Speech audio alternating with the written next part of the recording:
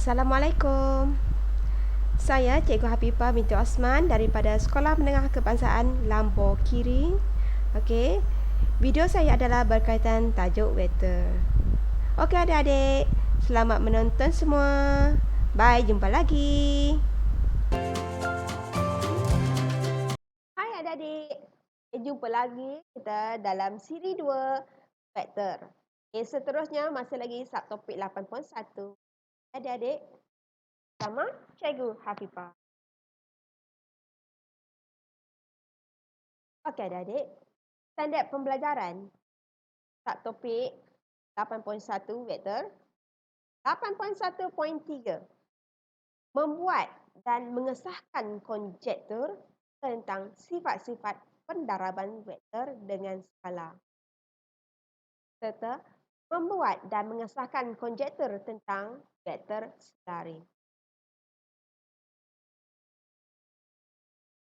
Seterusnya adik-adik mesti tahu kriteria kejayaan bagi siri yang kedua, iaitu adik-adik mesti boleh melakukan pendaraban vektor skala dengan betul. Kedua, adik mesti tahu mengenali jenis-jenis vektor serta menggunakan konsep vektor selari untuk penyelesaian masalah. Seterusnya, ya adik-adik, mari kita lihat senarai jenis-jenis vektor. Di sini ada vektor negatif, vektor sifar, vektor sama, vektor selari, dan vektor tidak.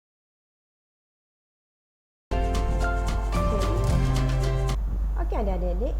Okey, mari kita lihat jenis-jenis vektor. Okey, pertama, vektor negatif. Okey.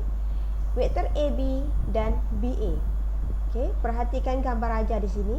Kita ada vektor AB di mana A adalah titik awal, B adalah titik akhir. Okey. Berdasarkan anak panah ini menunjukkan vektor tersebut adalah A ke B. So, vektor ini kita labelkan sebagai A. Pastikan di bawah huruf A di sini ada curly di bawahnya. Okey. Seterusnya, kita perhatikan satu lagi garis vektor, tetapi anak panahnya berbeza, iaitu daripada titik B ke titik A. Okey. Titik yang sama tetapi arah yang berbeza. Di sini adalah arah yang bertentangan. Okey, walaupun titik yang sama. So kat sini kita panggil dia vektor negatif. Okey, untuk vektor negatif kita akan guna tanda simbol negatif di sini ya. Perhatikan. Okey, so kesimpulannya kita boleh tulis vektor AB sama dengan A, vektor BA sama dengan negatif A.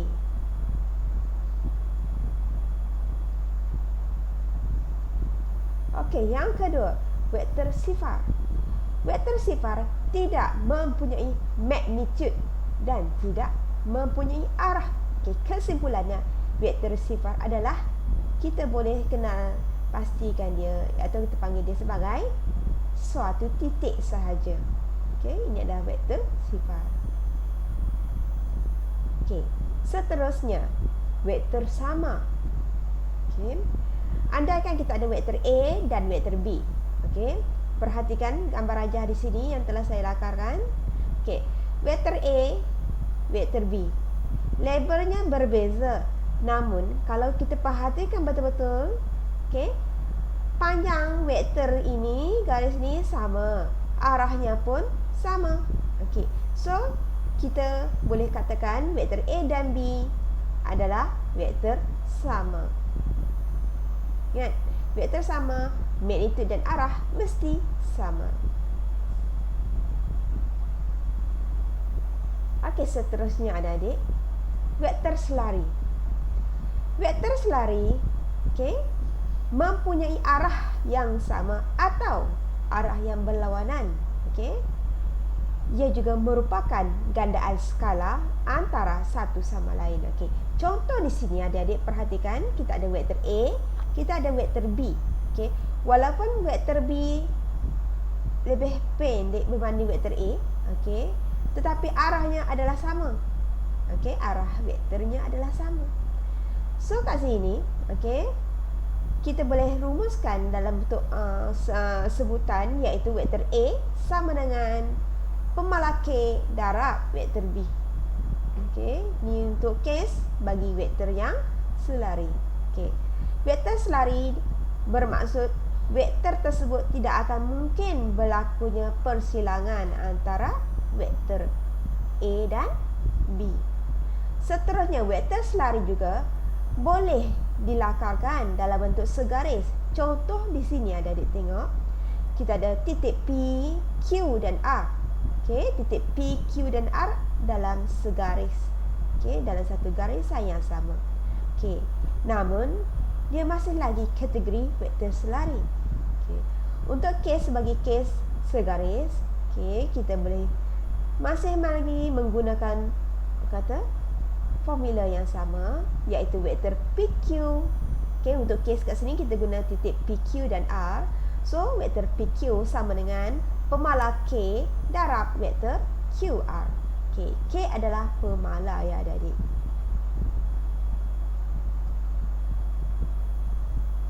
Okey, seterusnya, jenis vektor yang terakhir iaitu vektor tidak selari. Okey, vektor tidak selari bermaksud kedua-dua vektor kemungkinan dia akan bertemu. Okey, kat sini kita boleh kaitkan, okey, di mana vektor A dan B ialah bukan vektor sifar dan tidak selari. So, berdasarkan persamaan, skala H darab vektor A sama dengan skala K darab vektor B. Okey, so kesimpulannya daripada sebutan ini, okey, dan kes-kesnya iaitu vektor bukan sifar dan tidak selari tadi, kita boleh buat satu kesimpulan di mana skala H sama dengan 0 dan skala K sama dengan 0. Okey adik-adik. Okey, sekarang tiba masa untuk kita menguji kefahaman kita. Okey. Soalan minda yang pertama. Rayah menunjukkan vektor dari titik S ke titik R, okey, berdasarkan anak panah yang ditunjukkan, iaitu vektor SR dilabelkan sebagai vektor Z. Okey, SR sama dengan Z, iaitu vektor S ke R. Okey. So kat sini S ke R, sepanjang garisan vektor S ke R ni kita kira 1Z. Okey, 1Z ya adik-adik. Okey, seterusnya kita nampak lagi satu lagi vektor di sini, vektor P ke Q. Okey, vektor P ke Q kat sini kalau kita perhatikan betul-betul, okey, arahnya berlawanan dengan vektor Z tadi, iaitu SR. So kat sini kita kena nyatakan vektor QP dalam sebutan Z. So adik-adik boleh perhatikan dari segi arah, dari segi dia punya panjang garisan vektor tersebut. Okey, adik-adik boleh fix. Okey, kita tengok soalan yang pertama bagi siri yang kedua. Okey, diberi kat sini kita ada vektor SR sama dengan Z. Ini S ke R sama dengan vektor Z. Kemudian kita nampak satu lagi vektor iaitu P menuju ke Q. Okey, tapi tak ada label dengan vektor apa, tak dimaklumkan. Okey, soalan diminta kita nyatakan, okey, vektor QP dalam sebutan Z. Okey, soalan minta kita cari QP. Okey, QP. Okey, ni P, ni Q. Okey, kita kena cari arah yang ni lah, arah yang Q ke P. Okey, so sekarang, okey, untuk makluman untuk soalan ni, kita kena berdasarkan vektor SR. Okey, SR sekarang kalau kita tengok gambar rajah ni, ikutkan SR dengan PQ, garis tu selari. Cuma kat sini PQ kat sini kita nampak arah berlawanan dengan SR. Okey, tak ada masalah. Okey, sebab dia selari. Okey, sebab dia selari, so kita tengok kita nak cari QP. Okey, sebab kita nak cari QP, kita tengok betul-betul. Okey, PQ tadi kat sini ada berapa kotak? PQ kat sini. Ada berapa kotak? Satu kotak kan? Okey. Manakala SR kat sini ada berapa kotak kita nampak diguna? 1, 2, 3. Ada 3 kotak kan? Okey. Arah kita ikutkan dia selari. Dia tak, kalau saya sambung macam mana pun PQ ni, dia tak akan bertemu dengan garis vektor SR lah. Cuma sekarang saya nak cari QP. Bila saya nak cari QP, bermaksud arah QP yang saya nak cari ni dengan SR, arah akan jadi sama. Cuma sekarang bilangan kotak je. So kat sini, okey, QP ni kotaknya 1. SR ni kita guna berapa kotak? 3 kotak. So kat sini kita boleh tulis, okey, kita boleh tulis QP sama dengan, sebab dia guna 1 kotak kan, daripada 3 kan. So kita boleh tulis 1 bahagi 3, okey, darab vektor SR. Tapi kita tahu vektor SR ni adalah bersamaan vektor Z. Jangan lupa keli di bawah vektor Z ni. Okey, siap. Okey, seterusnya soalan minda yang kedua. Okey, rajah di ruang jawapan menunjukkan vektor AB. Okey, ni vektor AB. Anak panah menuju ke titik B. Pada rajah bina vektor PQ dengan keadaan PQ sama dengan negatif 3/2 BA. Okey, so kat sini kita kena lakar vektor PQ. Okey, untuk lakaran vektor PQ diberi PQ sama dengan negatif 3/2 vektor BA. Okey, so adik-adik boleh tengok elok. Okey, ingat vektor AB adalah menggunakan beberapa kotak sahaja. Okey, so adik-adik kena tengok betul-betul adik-adik arah dan panjangnya. Okey, jawapan akan diberi sebentar lagi ya adik-adik. Kita tengok jawapan bagi soalan nombor 2 ni. Okey, ruangan jawapan menunjukkan vektor AB. Mana vektor AB? Ni vektor AB. Anak panah nak jelas, anak panah A ke B. Okey, kemudian pada rajah bina vektor PQ. Bina vektor PQ dengan keadaan PQ sama dengan negatif 3/2 darab vektor BA. Okey, so sekarang kita tengok, kita nak buat PQ. Kita kena tahulah apa clue dia. Clue kat sini kita nampak, okey, kita ada negatif BA. Okey, bermaksud kita akan guna vektor AB juga. Garis AB ni juga, cuma arah saja yang berbeza. Okey, arah berbeza. Okey, so kita tak akan mungkin titik P kat sini naik lagi ke atas lah. Tak mungkin lah. Kita akan titik B ni menghala ke bawah. Okey, kita dapat idea menghala ke bawah sebab arah dia mesti berlawanan dengan vektor AB. Okey, skala dia panjang kotak nak guna. Okey, panjang kotak kat sini kita nampak nilai kat sini kita ada 3/2. 3/2 sama dengan 1.5. Okey, kalau 1 unit vektor AB ada berapa kotak dia pakai? 1 unit vektor AB ada pakai 2 kotak. Okey, nampak ni 2 kotak. Okey, 2 kotak kan? Okey, so kalau 1.5 maksudnya saya cari dulu 1 kotak, 1 unit iaitu 2 kotak, lepas tu tambah lagi separuh. So kat sini garisan yang saya akan buat inilah. Okey, saya buat garisan macam ni. Dan saya letak anak panah dia. Okey, anak panah kenapa ke kata arah bertentangan? Sebab saya nampak tadi ada simbol negatif. Okey, negatif BA. So anak panahnya mesti berlawanan. Tak boleh sama arah dengan vektor AB. Okey, kat sini adalah titik Q.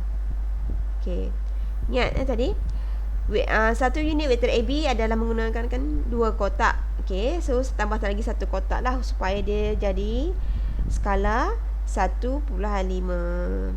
Okey, so arahnya dah betul. Titik Q pun dah label.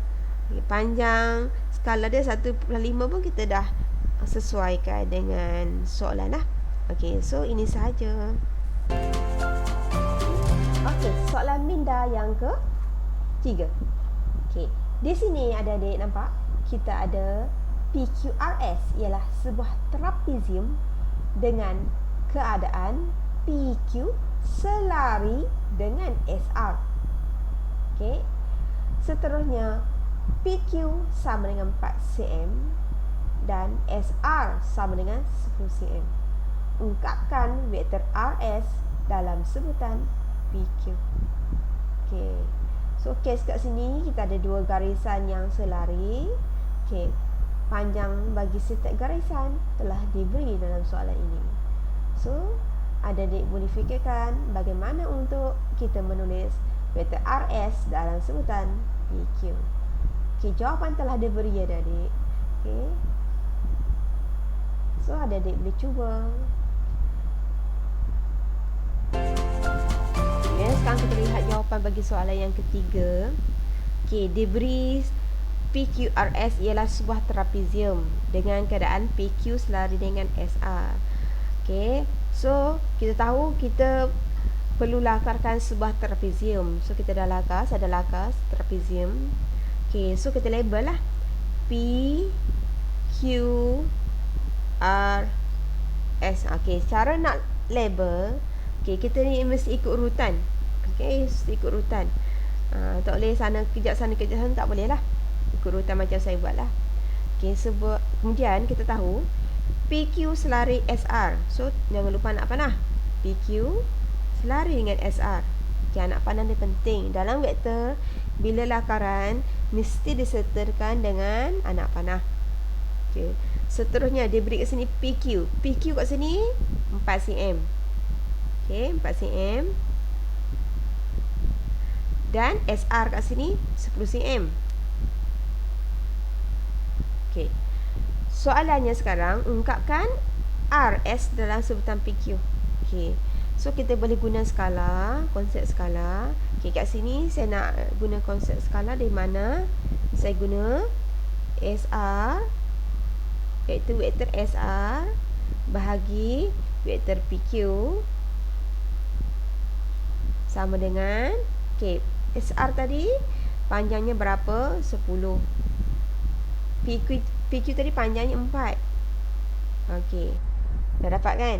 Okey, seterusnya kalau boleh kita pemudahkan dululah. 10 bagi 4 dapat berapa? Dapat 5 bagi 2. So kat sini kita tulis vektor SR bahagi vektor PQ sama dengan 5 bagi 2. Okey. Seterusnya kita tahu soalan minta kita ungkapkan RS. So kat sini berdasarkan skala yang saya dah tulis sekarang, saya susun SR sama dengan 5 bahagi 2 darab vektor PQ. Macam ni senang. Okey. Cuma bezanya sekarang soalan diminta ungkapkan RS. Bezanya RS anak panah saja. Arah saja yang bertentangan. So disebabkan arah saja yang bertentangan, okey, saya gunakan jawapan vektor SR saya ni. Saya tulis RS kan, arah bertentangan kan. So saya tambah saja negatif. Okey, 5 bagi 2 darab vektor PQ. Okey, dah siap. Okey, seterusnya soalan minda yang keempat. Okey. Jika vektor A dan B adalah vektor bukan sifar dan tidak selari dengan keadaan kurungan 2M tambah N tolak 1 kurungan darab vektor A tolak kurungan N tambah N tolak 7 kurungan darab vektor B sama dengan 0. Cari nilai M dan nilai N. Okey. So clue di sini adik-adik, clue-nya telah diberi iaitu vektor A dan B adalah vektor bukan sifar dan vektor A dan B juga tidak selari dengan keadaan. Satu lagi ni. Okey. So kat sini, okey, kesimpulannya adik boleh sesuaikan dengan beberapa maklumat yang telah kita pelajari dalam slide yang sebelum ini ya adik-adik. Okey, selamat mencuba. Okey, jawapan penuhnya akan diberi sebentar lagi. Okey, bagi jawapan soalan nombor 4. Jika A dan B ialah bukan vektor sifar, okey. Jika A dan B adalah bukan vektor sifar ataupun vektor bukan sifar dan tidak selari. Okey. Ayat yang macam ini, okey, kalau kita baca disebut A dan B adalah vektor bukan sifar dan tidak selari ni, biasanya dikaitkan dengan persamaan, okey, dikaitkan dengan persamaan iaitu H darab vektor A sama dengan K darab vektor B. Okey. Apabila dikaitkan dengan persamaan H darab vektor A sama dengan K darab vektor B. Okey. Kat sini simbol di tengah-tengah ni kita nampak dia adalah simbol sama dengan. Okey. Sekarang kita tahu telah dimaklumkan vektor A, vektor B bukan sifar. Okey. Tapi kalau kita nak jadikan antara bahagian sebelah kiri, sebelah kanan tu sama, nilai yang hanya kita boleh buktikan yang dia adalah sama adalah di mana H dan K ni adalah bersamaan kosong. So kat sini, okey, so kita A, vektor A dengan B iaitu tidak sama dengan kosong. Okey, tidak sama dengan kosong. Okey. Kalau vektor A dan B tidak sama dengan kosong, so kita macam mana kita nak buktikan yang di mana sebelah kiri, sebelah kanan sama kosong? So ada satu je pilihan yang kita boleh buktikan, iaitu di mana kita andaikan H, okey, sama dengan K ni, kedua-dua nilai adalah bersamaan kosong. Okey. Okey. So kat sini, okey, jika kita padankan dengan maklumat dalam soalan, okey, maklumat dalam soalan ni kita nampak kita ada 2M tambah N tolak 1 vektor A tolak kurungan, okey, tolak kurungan M tambah N tolak 7 kurungan vektor B, okey, sama dengan kosong. Okey, kita perhatikan kat sini. Okey, so kat sini kita nampak dia susun dalam bentuk yang lain sikit lah. Okey, so kita kena susun semula. Okey, kita susun semula 2M tambah N tolak 1 kurungan darab vektor A, okey, tolak bukan tolak lah, sama dengan satu sebutan. Biasanya kita akan pindahkan yang negatif, sebutan yang ada simbol negatif pindah ke kanan. Okey, tapi diingatkan kat sini tak perlu lakukan proses pengembangan, ya. Okey, kenapa tak perlu lakukan proses pengembangan? Ini kalau kita lakukan proses pengembangan, okey, nanti kita akan dapat kata dia lagi rumit lah, complicated lah, dan sukar untuk kita selesaikan lah. Sebab kalau kita tengok betul-betul, okey, yang kita ada sebutan yang kita boleh guna kat sini sebenarnya H darab vektor A sama dengan K darab vektor B. So ada dua bahagian je, sebutan belah kiri, sebutan sebelah kanan. Kalau kita kembang, apa jadi?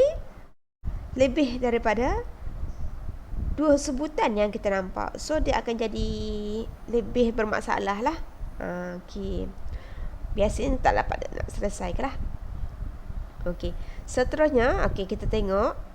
Okey, kita tengok jawapan seterusnya. Kan kita tahu, okey, kalau kita rujuk bahagian yang asal tadi, iaitu H dengan K tadi, kita akan anggap dia sama kosong supaya sebutan belah kiri, sebutan sebelah kanan akan jadi sama lah. Okey, so kat sini H dengan K kat sini adalah diwakili dengan bahagian. Okey, ini adalah kita anggap sebagai H. Satu lagi sebelah kanan ni kita anggap dia sebagai K. Okey, so kat sini, okey, so kita akan dapat 2M tambah N tolak 1 sama dengan kosong. Satu lagi M tambah N tolak 7 sama dengan kosong. Okey. Okey. Bagi proses seterusnya. Okey, kita nampak kita ada dua sebutan. Okey, bukan, kita ada dua persamaan. Okey. Kat sini, okey, kita nampak persamaan yang kita boleh kita boleh guna kaedah penggantian ataupun kita boleh guna kaedah penghapusan. Okey. So kat sini, okey, saya cadang kita guna kaedah penggantian lah. Okey. So kat sini kalau kita tengok, okey. Ni saya guna M tambah N dulu, boleh? M tambah N, 7 ni negatif. Kalau kita pindah ke kanan, dia jadi positif 7. Okey. So saya anggap M tambah N ni satu sebutan lah. Kata satu persamaan satu. Kemudian kalau kita perhatikan betul-betul, M tambah N ni kita boleh wujudkan dia dalam persamaan 2 M tambah N tolak 1. Okey, bagaimana? Okey, macam ni ya. So 2M, kalau saya tulis jadi M tambah M tambah N tolak 1 sama dengan kosong. Nampak? Sama juga kan? Okey, sama juga 2M tambah N tolak 1 sama kosong. Sama kan? Okey, kenapa saya tukar macam ni?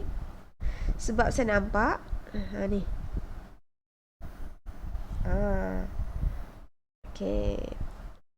Ini sebenarnya alternatif ada banyak. Okey, kebetulan saya nampak kalau saya guna ni jalan kerja yang lebih cepat. Okey.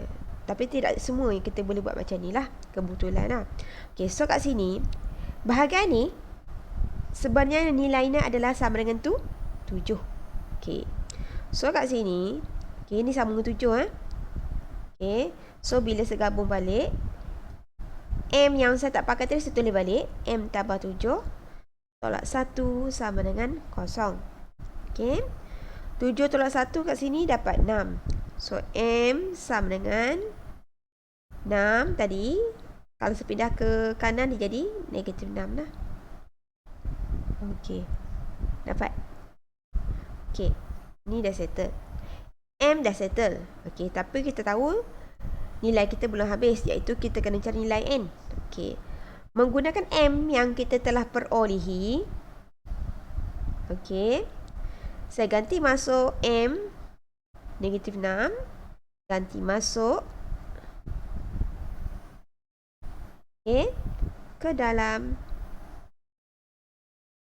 sebutan yang pertama yang saya label tadi, yang pertama ni. Okey, maka saya akan dapat M tadi negatif 6 kan. So bila saya ganti dia jadi negatif 6 tambah N sama dengan 7.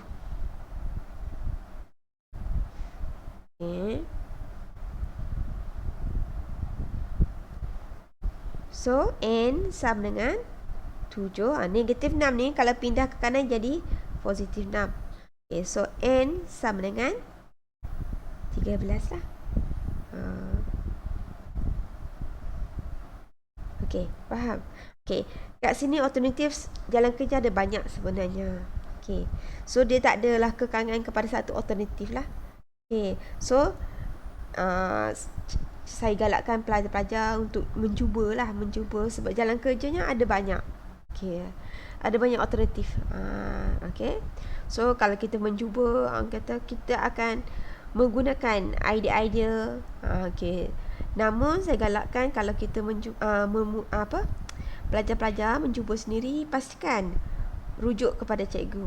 Okey, untuk memastikan jalan kerja yang nak buat adalah betul. Okey. Baiklah adik. Untuk siri kedua ini kita sudah berakhir di sini. Okey. So jumpa lagi dalam siri yang ke-3. Bye.